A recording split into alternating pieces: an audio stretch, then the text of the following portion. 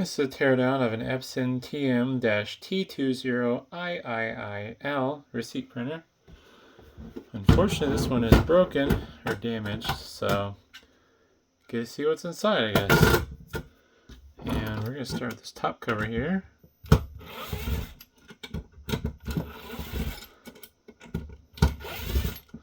don't expect anything interesting, but you never know. I think this is just a mount for a roller guide, although it looks like it might also be something to do with the paper cutter here as well. A little sharp. Alright,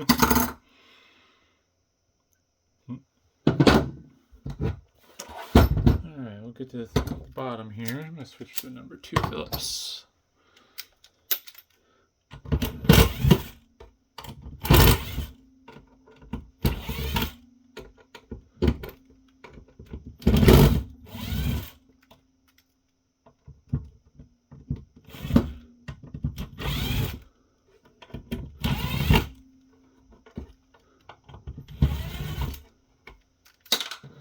Oops.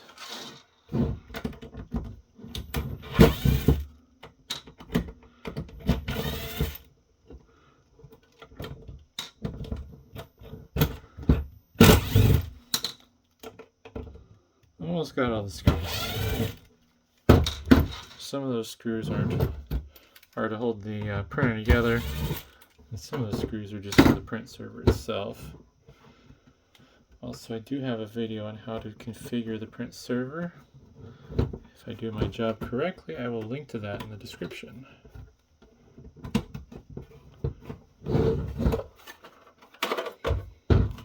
So it's just cover, a little thermal pad there to pull heat off something. Huh. I think just touching that diode. At least I think that's a diode. Looks like a diode. I'm just touching that right there. Got a little power supply here.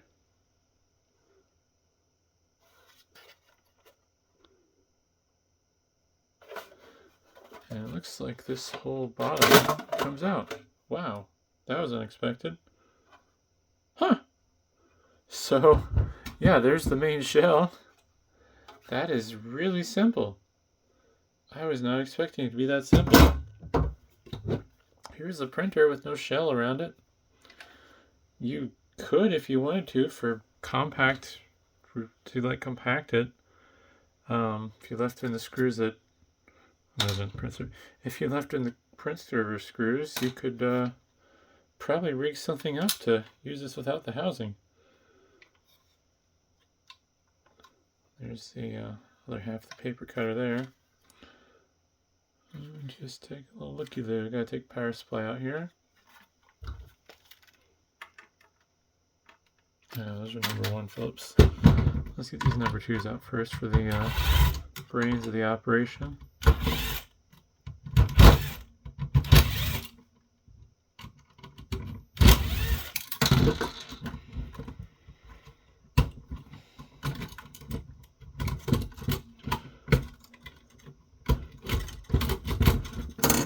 Screw that all the way. Alrighty, so we got Epson branded chip E01M15BA. Got some Micron memory there. And some other miscellaneous chips. Oops. I'm guessing some of this over here is the motor driver related circuitry. This is the power input. And looks like there's another port that could have been populated for USB port, but this printer is network only. And I got dual flash chips there for firmware or BIOS. Oh, and there's a Realtek network chip for the networking. Can't read that through the screen. It's alright, it's not even hard to read with my own eyes. RTL8201F is what that says.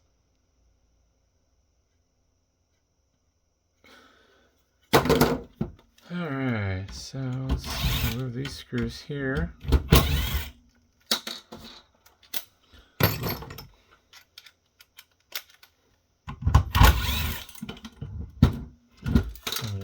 screw the power supply more than likely.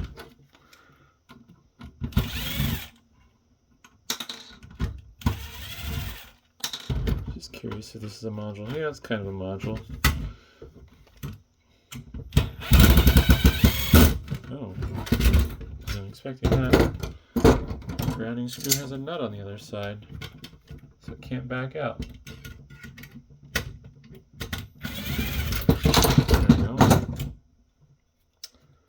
And just looking at the power supply here. Here's your power supply. Giant little Nichicon, I think is how you pronounce that. Filter cap. Good brand. Some Rubicon capacitors on the output side. All brands I would buy. It's always nice seeing good brands of capacitors in a power supply. Let's see. I'm just going to remove this power supply from the board it's on, or the metal frame it's on.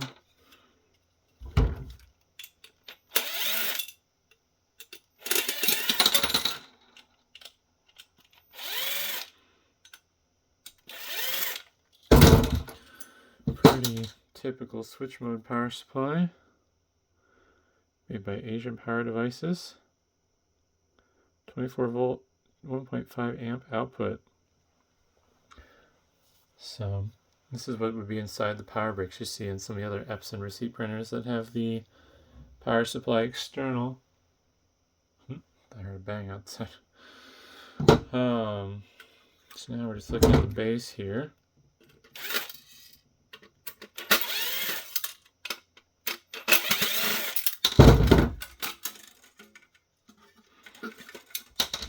Got a light guide for the controller board for the front display. So here's like the main housing.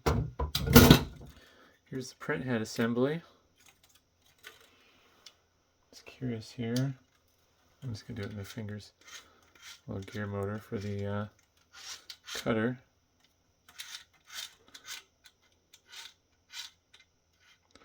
Looks like that big piece there is interacting with a switch or an opto isolator or something.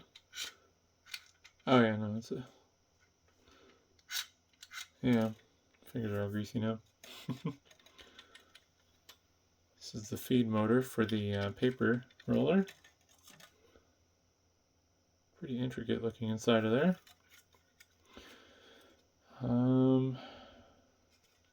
Just looking to see how to get the print head out here. Got a screw caught in the cutter. So we can remove the cutter head assembly. These two screws. Ooh, it's spring loaded. Need to be careful here. Put on my safety glasses before things go flying. I mean, I see the giant springs and stuff in there, but I was just assuming this would be an assembly.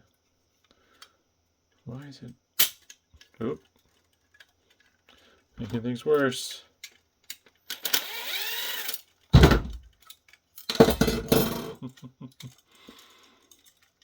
Oh, okay.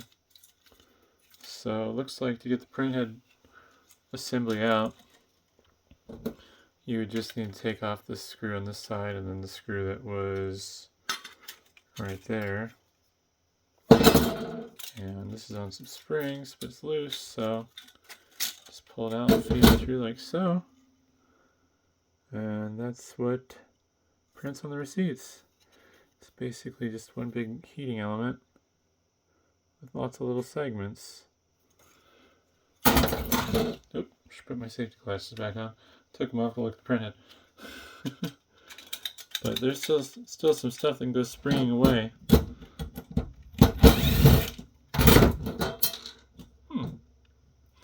Here's the drive motor assembly for the paper advance. And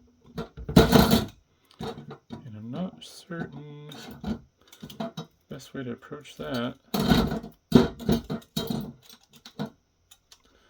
I don't think I'm going to be able to disassemble that further. I would have to remove the E-clip on that shaft for the gear on one of the sides and remove it. But yeah, so that's the print head assembly. Otherwise, yeah, that's all there is to see. So hopefully that was interesting, and thanks for watching.